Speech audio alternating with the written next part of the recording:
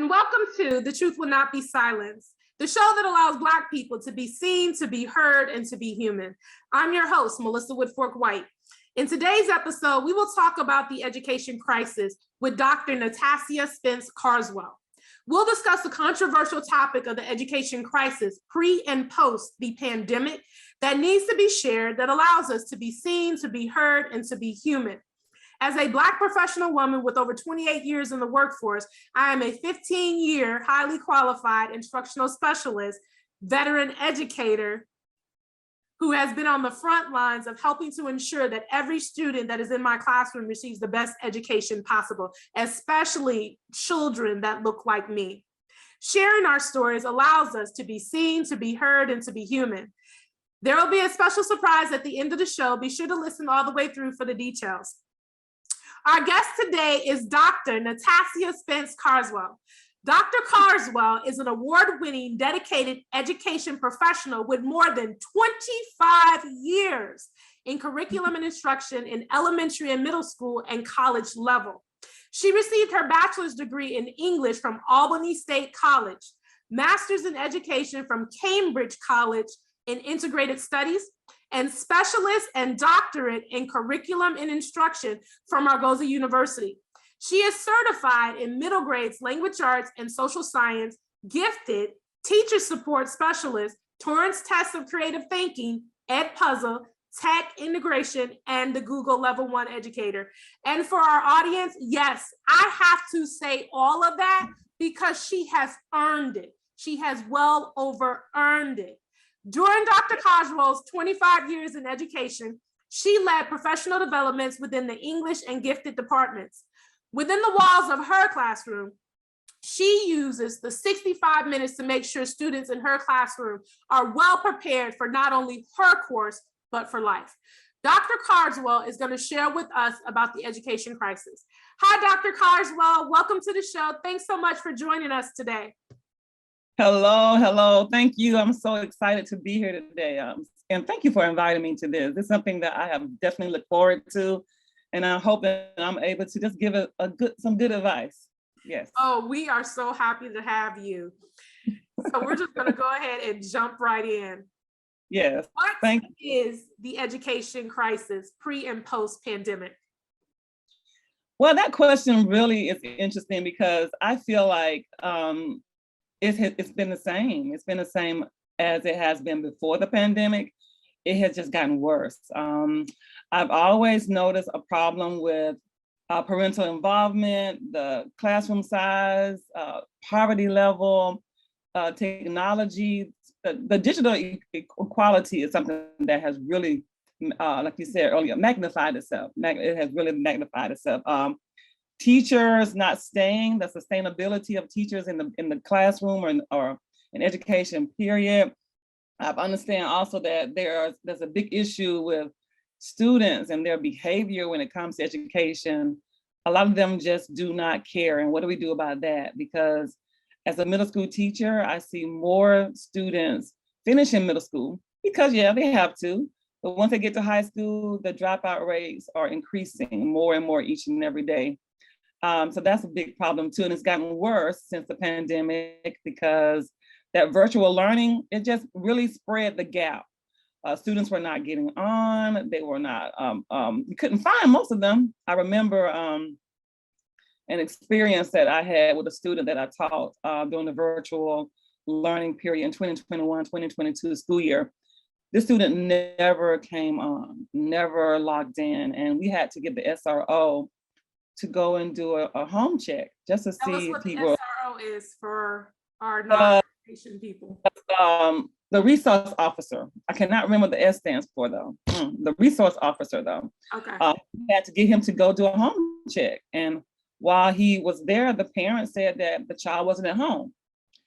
We have no idea where the child was. Mom never would admit it. The SRO went inside the home and sure enough, there were no children there. But I don't even know what that was like with I couldn't even understand that. How do you be enrolled in school but don't log in at any day of the week, and then your parents have no idea where you are? Yeah, that was a problem too. But there was a problem with attendance way before the pandemic came. It just worsened once we had the pandemic and virtual learning. So I just don't believe that nothing really changed. I think the problems with like attendance, sustainability with teachers, parent involvement, digital learning, technology, the poverty levels, all of that was here before. It's here now, and it's going to probably be here till the end of time. It's not going anywhere. I'm in agreement with you. The pandemic just magnified all of the problems that were already taking place within the field of education, within schools, within school districts, and so forth. And you touched on a lot of valid points. Equity and access is a problem. It was already a problem with being able to get students in low income Title I schools and so forth, the resources that they need. So with the pandemic, it was 20 times magnified. And so a lot of people need to understand that even though a school may have all of the technology, may have all of the innovation, they have all of that at the school. But when that school gets shut down, most of those kids don't have access. Yes, I remember we had a student. So it's just as bad as schools that never had that technology, and then the school gets shut down, and then it's the same thing. So with that being said, you touched on that equity and that access. They didn't have, first of all, they didn't have those, some of them did have those resources in school, some of them didn't. But a lot of them didn't have it when there was no in-school, in-person learning taking place. And that problem just magnified. And so what I learned too with this, the crisis with the pandemic is, you know how students will come to school and not have homework completed? And you will ask them, why isn't your homework completed? And then they will give you all kinds of reasons why. I learned during the pandemic, if a child said that they weren't able to do their homework, they really, truly weren't able to do their homework. I had a parent who every day, she was wonderful, would drive her son to McDonald's. And she would sit there with him in McDonald's all day until he went through all of his classes, just so that he can have that free Wi-Fi to log in. And that was so commendable. I was so happy that she was able to do that. I know that had to be rough to get up every day, but she did it. Just to make sure that he was able to get on. And that goes back to that equity and that access, being able to have access to those resources that the school provides when you cannot go to the school. And that we heard about that. It was the same thing here in Arizona, is the same thing in Georgia. We also heard about that across all the states where children were having to go parents were having to go find free hotspot websites, web spots where they can get on, do their homework and so forth. And with that being said, even on the news, they even showed students sitting outside of McDonald's, ABC, CBS, CNN News, showing students sitting outside McDonald's doing their homework, or sitting outside a Starbucks doing their homework, so that they can access the free internet, so that they can get it done and attend classes. And so with that being said, it also affected the low income, low poverty demographics, areas, and communities, because they couldn't drive nowhere to get a hotspot. Yes, exactly. Yes, very true. We had shuttle buses. There were shuttle buses that were being provided for the high school students in our county area because of that same reason. They did not have transportation. They were picking up kids. They had a designated spot where students had to meet this shuttle bus, and the shuttle bus would drive these students to a church where they could attend school throughout the day, just so they could have that free Wi-Fi. You are so true. These are the things that you hear about, but you don't really recognize it until it's like slapping you right in your face. And I knew as a teacher that there were certain things that my students didn't have, but it wasn't until the pandemic that my eyes were truly open when I started hearing stories like this. So that is very true. Yeah. And you know what? It just took it on to that whole nother level, because of the simple fact, as educators, we always have students that don't have resources within our classroom, in which we use our own money to provide those resources to, because you'd rather have them with that pencil, that paper, that notebook that they need in order to be successful within the classroom. So we saw the effects of not having access to basic things. And so with that being said, once again, in a non-Title I school where they have all the resources, all the budget, everything that they need, you know, we've worked in those schools where we provide them with all of their school supplies because we have the budget, because it was in the budget for that to be done. But then you have those Title I schools who don't have that budget. And then we have to come out of our pocket. I would rather, if you're the same way, give a student what they need to be successful instead of asking them why they don't have it. I will understand, Dr. Carswell, why some teachers ask students why they don't have what they need for class instead of just guiding them with it so that they can be successful. Right, you know, and a lot of times the students won't tell you. Whenever we have a project, I always ask the question, who needs the items that are listed on this handout? Who needs them? And a lot of times the students are they're too embarrassed to say that they need those items. So what I have to make sure that, like I said, I'm learning so much now because of the pandemic. I send emails to the students. I noticed you did not raise your hand, but let me know if you need a poster, if you need me to provide you with markers, whatever it is you need me to do, I will bring it. And I don't bring it like one item and say, okay, this is yours. I will bring more than one and say, here I have on this table these items for your project. If you need it, go get them. They're there for you to use. So they could just get up and go without anyone staring at them and like, oh, why does she need that? Just go get it, because I don't want anyone to say, well, I didn't do your project because I couldn't do it. I didn't have it to do.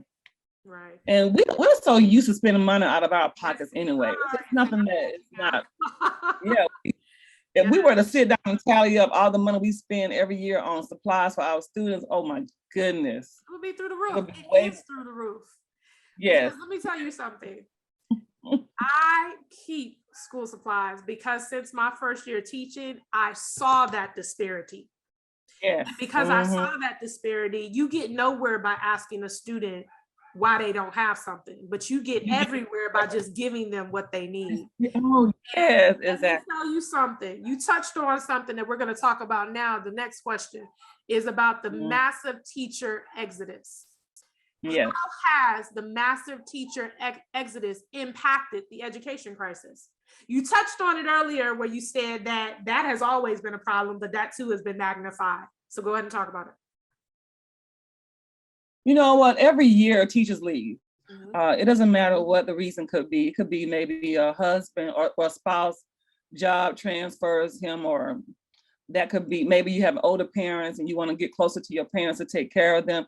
There's always people leaving every year. That has not changed. But what has occurred lately over the past couple of years is that like you said, it's been a mass exodus. And these teachers are leaving, I mean, in groves. And it's not that they wait to the end of the year and say, I'm not returning. Some of them are leaving in the middle of the school year. Some of them may have signed their contract in May or June and then just not even show up in August. It's amazing. They just have decided that this is not for them. And I remember just last year doing pre-planning, sitting in the cafeteria. They had us all spread out. We were able to come into the cafeteria for the first time in a couple of years. And the principal stood in front of us and said, I want to introduce you to the new staff. And 27 people stood up, 27 people. And I was just shocked at 27 new faces. I noticed the faces in the building, but I was like, sitting down, saying hello to all of my old coworkers. But when they stood up and you saw the amount of people that stood up, it just made me think about who actually left and why they left.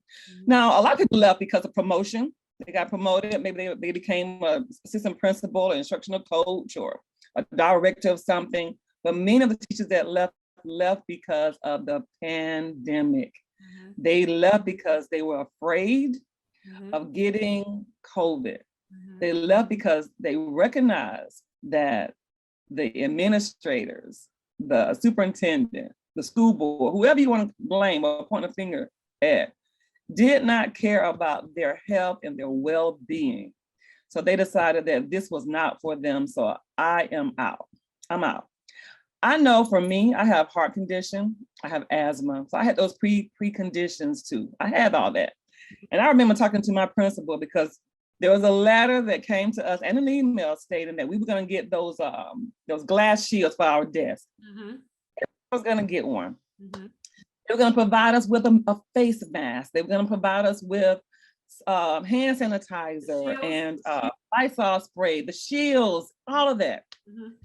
I'm sitting there doing pre-planning, just waiting for the shield to come on my desk, just waiting.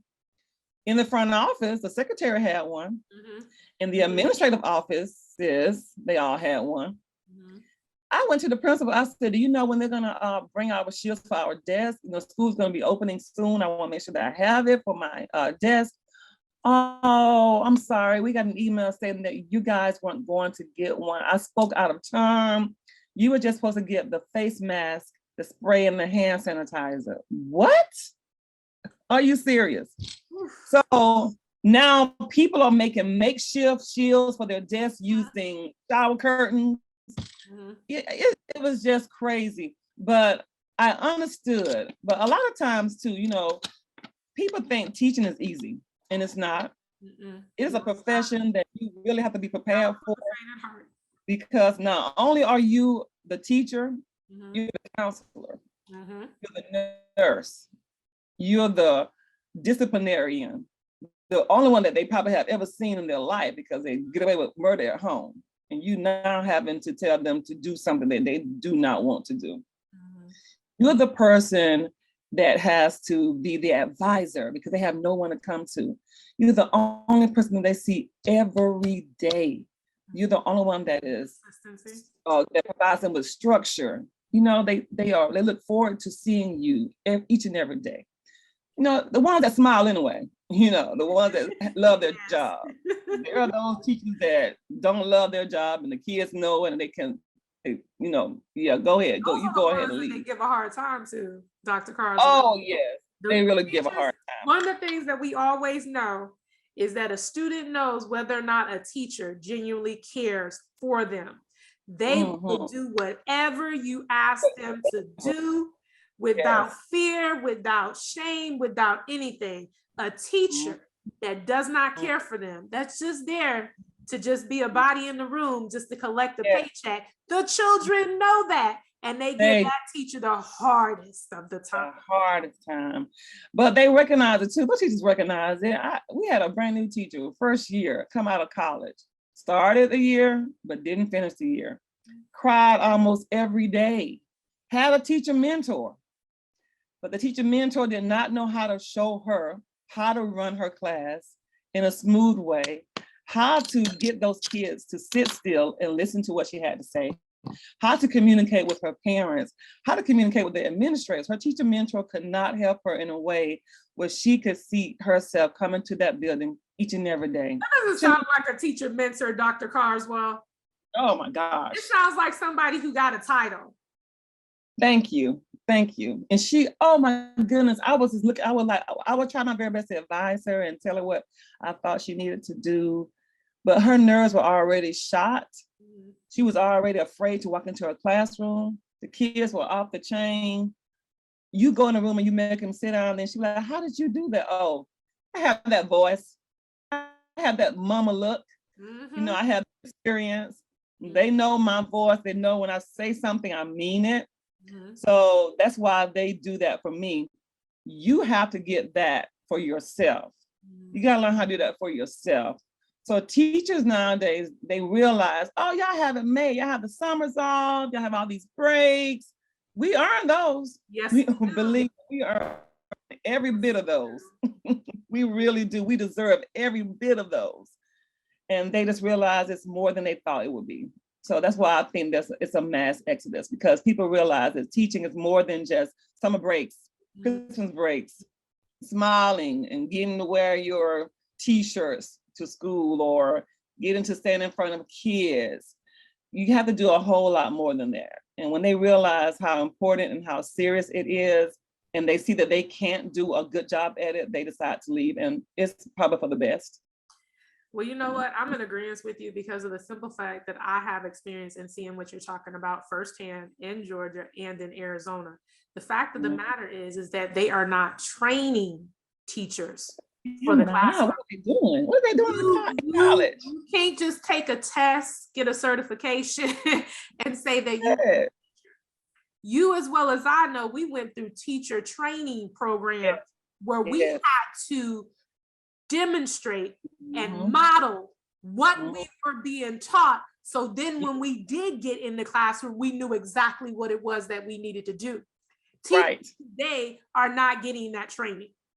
They're not getting it. A lot of teachers who change professions, who just go take a test and get a paper and think what you just said, I'm gonna have my summers off, I'm gonna have my holidays off, and then when they get in the classroom, they realize that it's more than just that.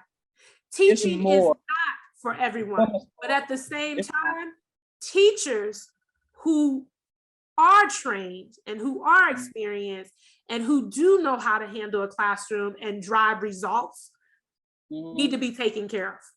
And so you have a high turnover. You touched on this too, Dr. Carswell, about it's not just teachers that don't have the training or support that come into the profession, but it's also teachers that do have that training but don't have that support. And so with that being said, you have a mixture of teachers exiting the teaching profession massively. And I think it's because they're burned out. I'm in a school system right now where the administrative team burn out those who have the expertise. They burn them out. They overwork them. They're doing everything. They're on every committee, on every leadership team. They're doing everything. And then you want them to teach and have after school duties, attending these sports games. You want them to come monitor a club, a sponsor club. They are burning them out. And I understand that's one reason too why people leave. They are too tired to do what they're supposed to be doing, and that is actually teaching the students. So that's another reason. Mental health is very important, and I'm in agreement with that. So now I want you to tell us, how has the educational crisis affected you? You tell us your story. How has this education crisis affected you? You are a doctor, veteran, 25-year profession, and you have seen the stages of how education has transformed over 25 years. So share with us, how has the education crisis affected you? Let me tell you something. For the past 5 years, I have been threatening to leave education. I have been saying to myself and my coworkers, whoever will listen to me, that I am done. I am not coming back. But you know what continues to keep me in that building? Those students. It does not matter, even the pandemic, I was there every day. I had my mask on. I had my shield. I was there every day because I needed them to know that although this pandemic is scaring the heck out of me, what's more important to me is you learning, you growing, you feeling that I care about you, you knowing that I'm here for you. That's more important to me. And it happens every year. Every year I get some bad kids. Oh, they give them to me every year. But they all, I do apologize, but I am going to interject. They always give us the most difficult students because they are not offering. When we were coming up in education, we had to take classroom management, was a professional development that took place at the beginning of the year and mid-year that everybody had to attend. It was a professional development. They have taken that out of the school system. They have, and that's one of the reasons why we have so many teachers leaving too, because they have no idea how to manage their classroom. They just don't know. These kids are coming with their issues from home, and they are bringing it into the classroom. Kids are coming in the room, and the first thing in the morning, angry, upset about something that didn't even occur at school, and they're bringing their issues to you in that classroom.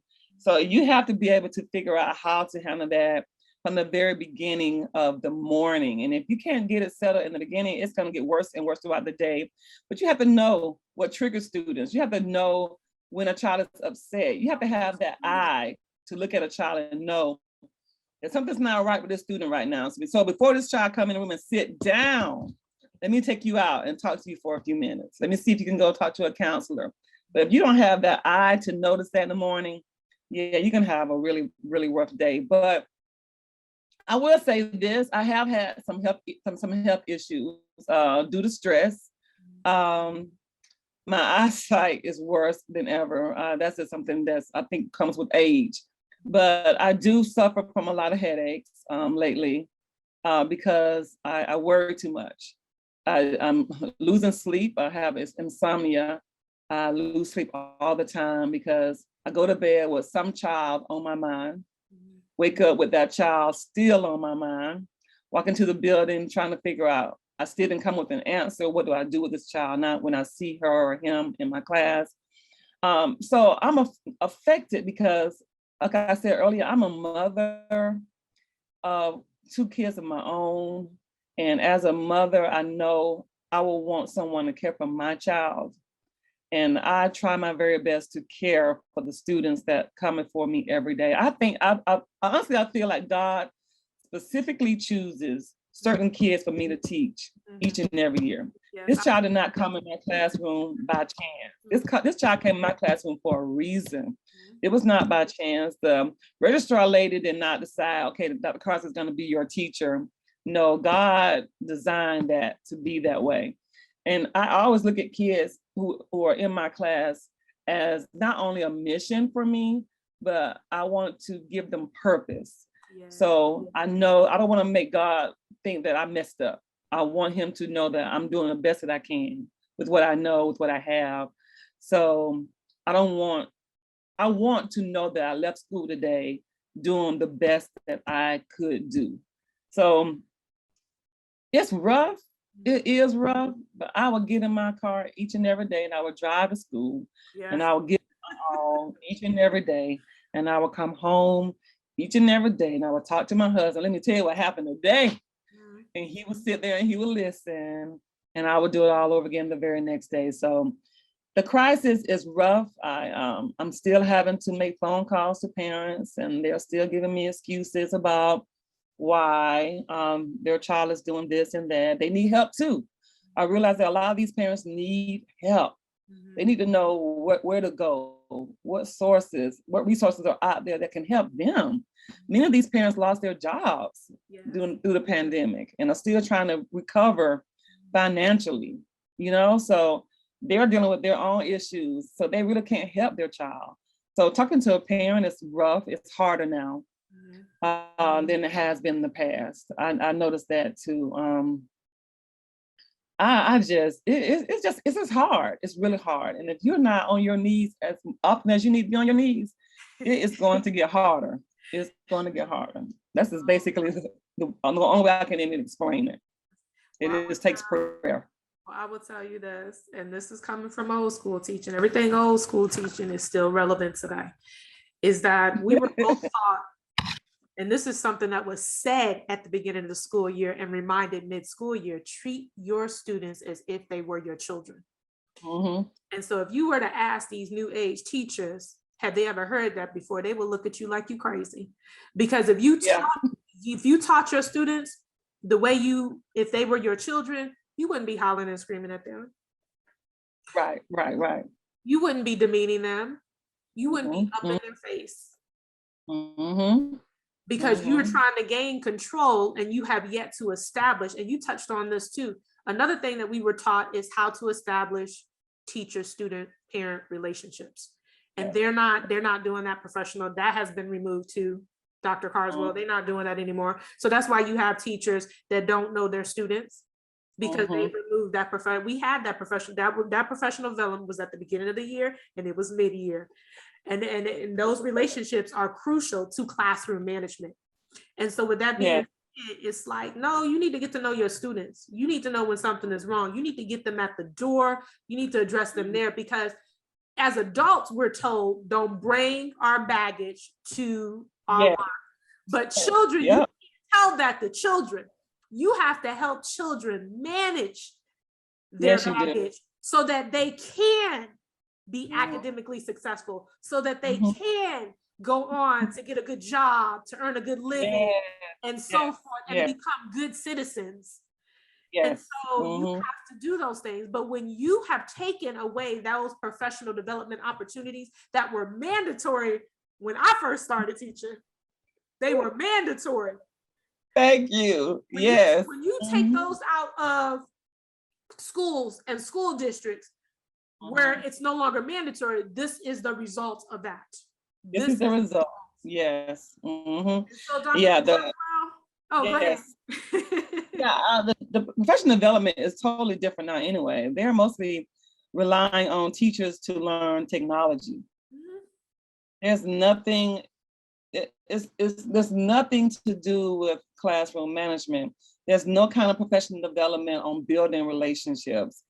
They're expecting you to just be able to do it, like some type of magic trick. They're not showing you how for those people who struggle with it, especially if your personal life is struggling with it. How are you expecting to do it on in your professional life? So yeah, they need to go about looking at professional development differently. But right now, everything is in the virtual world. So we want to teach teachers all these technology, software programs, and we're forgetting about what really matters when it comes to the classroom. Yes. And so that is making sure that every student receives the best education possible, irregardless of circumstances, situation, demographics, and backgrounds and consequences. And so I know that was a mouthful, but that's how we teach. Yes. That's how we teach. We can't make any excuses for our students because they're already coming with those excuses, Dr. Carswell. We have to remove those barriers. We have to remove all of that so that they can get to their true potential. Yes, very true. So with that being said, Dr. Carswell, how has sharing your story, your 25 years professional experience helped others today? Well, I hope that hearing my story, that those who are considering becoming a teacher will really think about it more closely. Choosing a career in education, you have to really look at both sides. You just can't look at, like we were talking about earlier, the breaks. You really have to look at what it is that you are going to be giving of yourself each and every day within those four walls. I know at the beginning of class, I always beginning of the year, I always talk to my students, look at these four walls. These four walls will be your home for the next few months. It's gonna be me and you.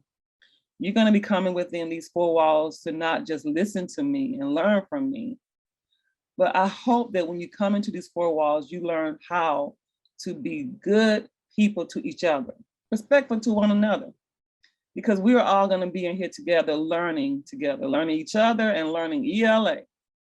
And it doesn't happen overnight. No, it doesn't. It takes time. But when we continuously repeat the same thing over and over again, you will see miracles happen. Yes. I know, I love the fact that I look at my students and the way they communicate with each other and how they get along and how they help each other.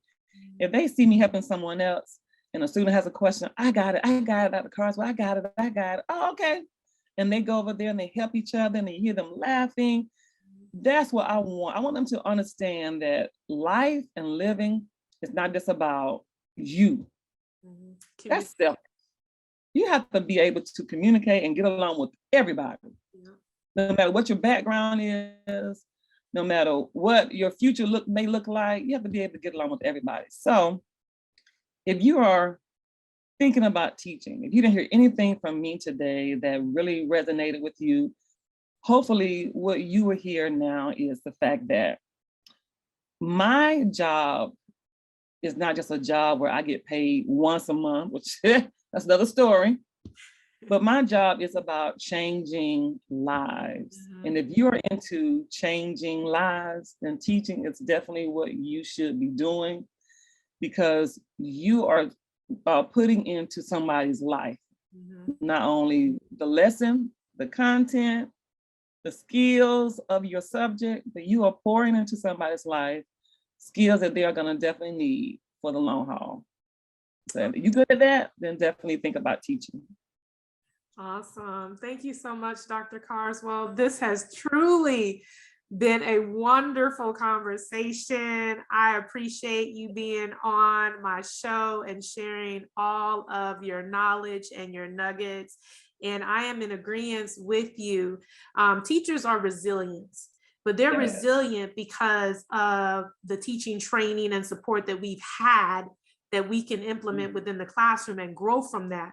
And so teaching is not for everybody. Teaching is, if you're coming into teaching so that you can get a paycheck and get days, paid holidays off and summers off, teaching is not for you. And it's just what you said. It is about changing, positively changing lives for the better. And so with that being said, thank you so much, Dr. Carswell, for being here on today. We appreciate you and all of the wonderful jewels that you have dropped on today. Thank you. It's been a pleasure. I have really enjoyed myself. Awesome. So next week, we'll continue to discuss controversial topics about race and have conversations about personal and professional experiences with racism, love, loss, employment, and education. Stories that need to be shared, seen, and heard that makes us human. The truth will not be silenced, to be seen, to be heard, and to be human. The surprise. If you like and leave a positive comment about this show, you will get a shout out. This includes businesses, products, organizations, and events following the link in the show notes. Let's Buzzsprout know we sent you and help support our show. Buzzsprout is the best way to launch a professional podcast. Want to ask a question, be a guest, or subscribe to this podcast? The truth will not be silenced. Click on the show link. Thank you for joining us today.